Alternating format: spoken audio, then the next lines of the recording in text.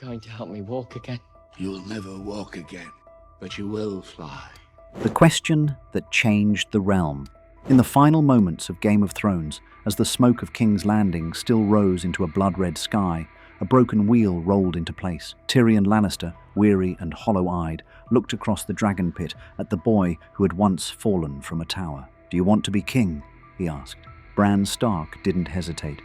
"Why do you think I came all this way?" That single line split the fandom like a sword through glass. Had Bran, the quiet cripple who claimed to want nothing, just confessed that he'd known, perhaps even planned, this all along? Or was it destiny unfolding, the inevitable reward for a boy who had seen every possible ending? It's a fact. No other ruler in Westeros ever ascended the throne with such eerie calm, such absence of struggle. No wars to fight, no rivals to slay, only silence, timing, and knowledge. But behind that silence lies the deepest mystery of all. Did Bran the Broken win the Game of Thrones, or was the game itself always his to begin with? To answer that, we have to go back, beyond the ashes of King's Landing, beyond the fall from that tower, to the moment Bran Stark stopped being a boy and became something far older, colder, and more powerful than any king before him. The death of Bran Stark. Long before he wore a crown, Bran Stark fell from a tower. It was an accident, or perhaps the first move in a story written by hands unseen. One moment he was climbing, chasing the wind and the dream of flight. The next he was falling, a flash of sky and stone, before darkness swallowed him whole. When he awoke, the world was quieter. His legs were gone, his freedom taken, but something else had opened. A door in his mind. Dreams of ravens, whispers through trees, the murmurs of 1,000 lives buried in bark and root. He chased those voices north, beyond the wall, where the air froze breath and memory alike. There, in the cave of the three-eyed raven, Bran met the truth of what he was becoming. The boy who wanted to walk again was gone. The man who wanted to rule would never be born. "You will never walk again," the old raven told him. "But you will fly."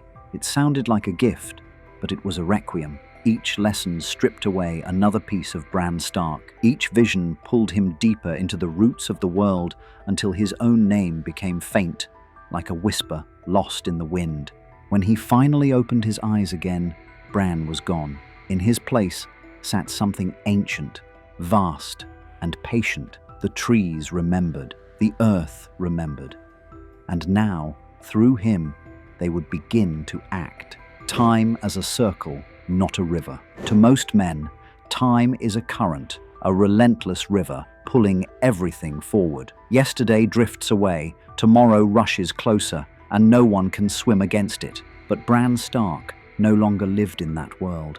In the stillness beneath the weirwoods, he learned that time in their roots didn't flow. It grew. Every leaf, every drop of sap carried moments long dead and not yet born. The oak was the acorn, and the acorn was the oak. The past wasn't behind him, it was beneath him, surrounding him, whispering through the soil. When Bran looked through the eyes of the trees, he didn't see history. He saw continuity, and within that eternal loop, he discovered a truth both terrifying and liberating. The future could not be changed, because it had already happened.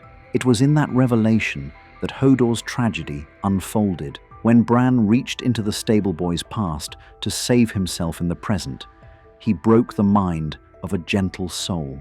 "Hold the door," Mira screamed, and through time, that cry echoed backward until Hodor was all that remained. The boy who once dreamed of heroism watched, helpless, as destiny crushed a friend beneath its weight. Yet even in his grief, a realization took root. He hadn't altered anything. He had only completed it. From that day, Bran stopped fighting the flow of events. He saw the ink was already dry on every page of the world. He would not rewrite the story, only turn the pages as they were meant to be turned.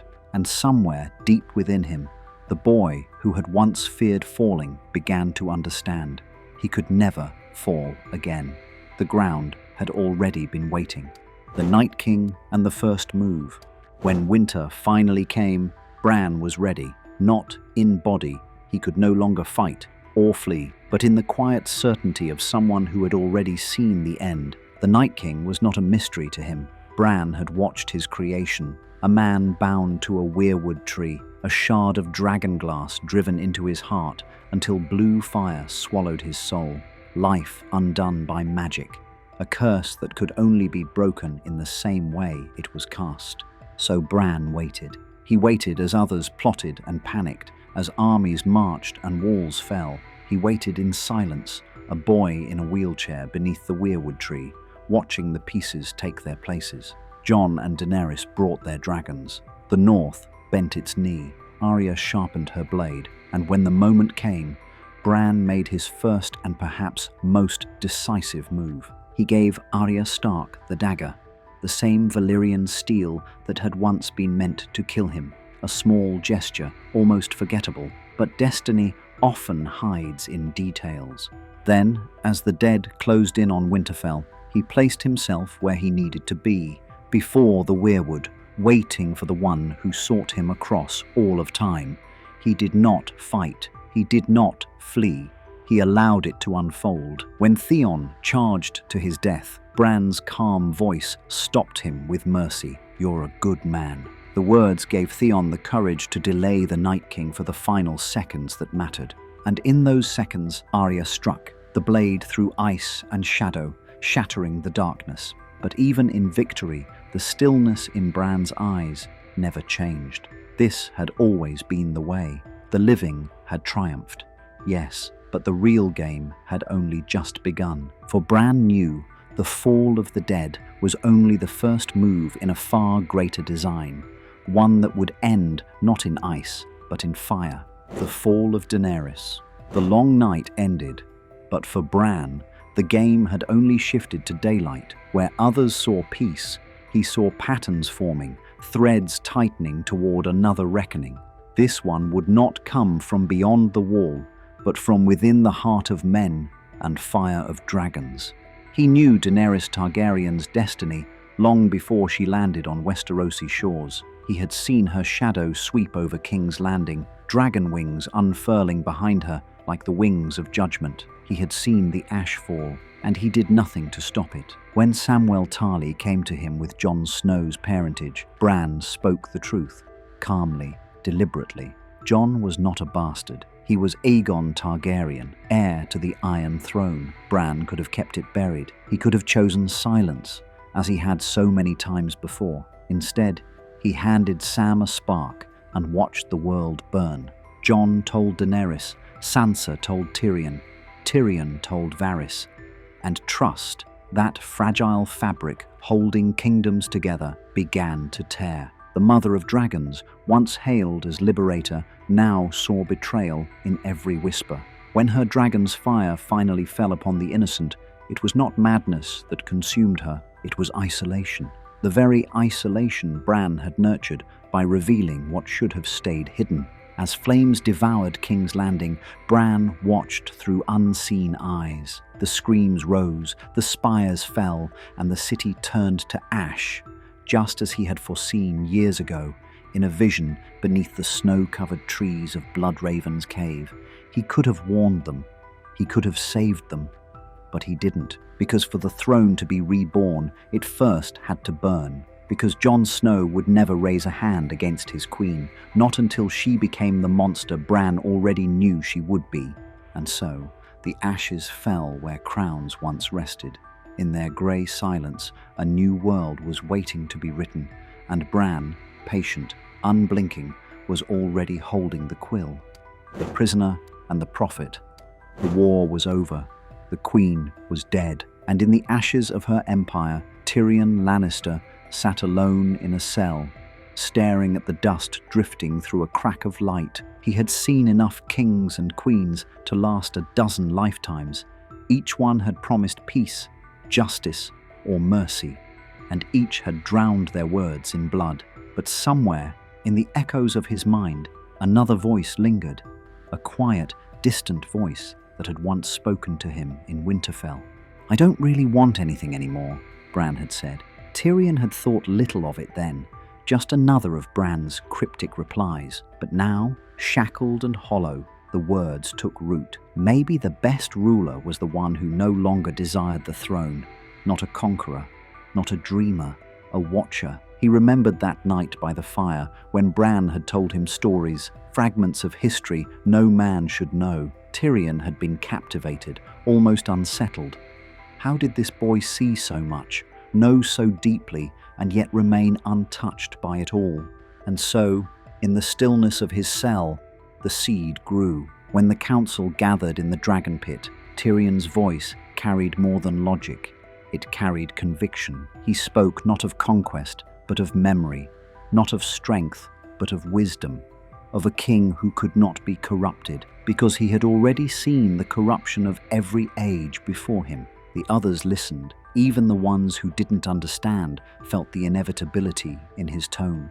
When Bran's name left Tyrion's lips, it wasn't a proposal, it was prophecy, and Bran, waiting in silence, did not smile. He had seen this moment long ago, in the roots of a tree that touched every life in Westeros. All that remained was to let the final piece fall into place.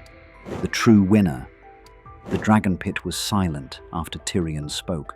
For a moment, the air itself seemed to hesitate, as if the world were deciding whether to resist or obey. Then the lords and ladies of Westeros began to nod, some out of reason, some out of exhaustion, and some perhaps because deep down they felt what Bran already knew.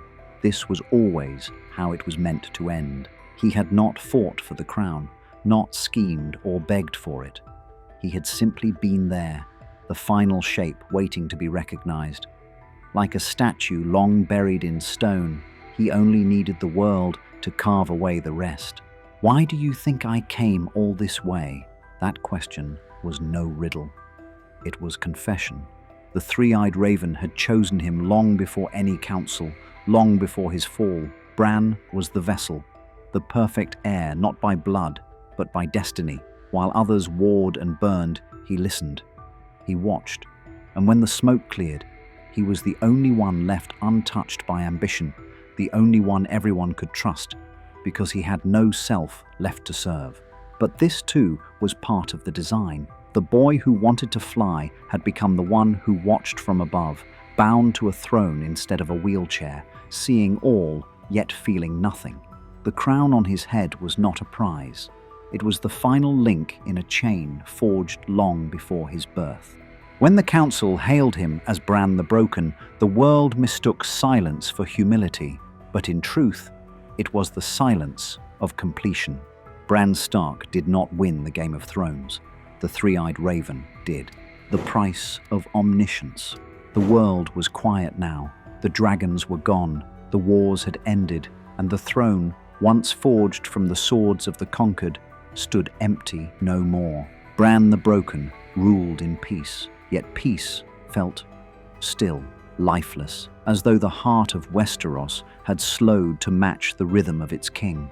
He listened more than he spoke, and when he did, his words came soft and measured, like echoes from another age. His small council whispered of wisdom, of calm, of reason, but none dared to wonder whether reason could rule without compassion, because the truth was simple.